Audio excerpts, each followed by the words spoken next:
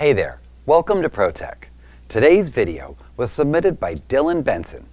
Take a look as he walks through some of the basic, inexpensive steps you can take to tune up your car and give it a bit of new life. Hey guys, Dylan with the Random Automotive, and I got another tech tip video for you. On this video, the ultimate vehicle tune-up. Now, vehicles get old, simple as that, and when they get old, they don't start to run as well as they used to. So there are a couple things you could do that are cheap to actually make your vehicle run a lot better.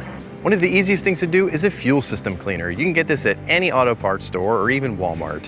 Get one that cleans your fuel injectors and pour the correct amount in your gas tank right before you have to fill up. So run your gas tank kind of low and then put this in before you fill your gas tank. Now pay attention to how much that container actually treats, because the one that I got treats 21 gallons.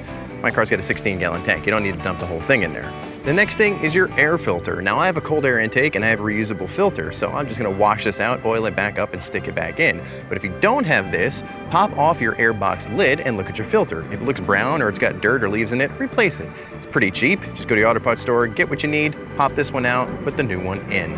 Now this is something that will help tremendously. It's cleaning your mass airflow sensor. Your mass airflow sensor reads all the air that comes into the vehicle and basically tells your engine how to operate. So if this is messed up or dirty, you have some problems.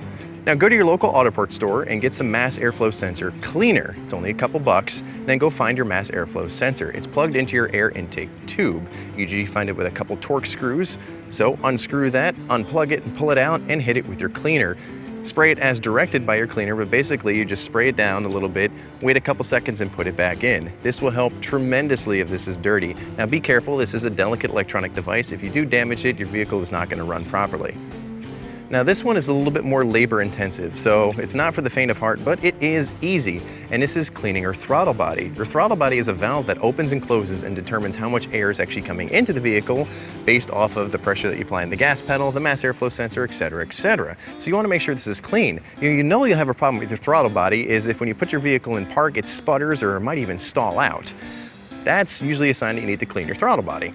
Now again, go to your local auto parts store and get some throttle body cleaner. Not carburetor cleaner, throttle body cleaner. Now unclamp your air intake hose and you should see your throttle body. It's easy to tell. It's right after the hose, right before the intake manifold, you'll see the throttle body. Now when you unbolt your hose, you'll see a valve or two depending on your vehicle. That's your throttle body and that's your throttle body valve. So take your cleaner, spray it on your, I recommend, an old cotton t-shirt, and begin wiping it down gently. Now chances are if you have a newer vehicle you have an electronic throttle body, so you do want to be careful because it's electronic and you don't want to mess up the motor. But you are going to have to open up the valve to clean the back side of the valve and the inside of the throttle body. So just gently put your finger in there, bend the valve up, and just hold it down with the other hand and begin wiping in there with your other hand with the rag. Try not to spray too much of the throttle body cleaner directly in the throttle body. On the rag is good enough. You'll see a lot of black carbon deposits appear on that rag and you'll know you're cleaning it well.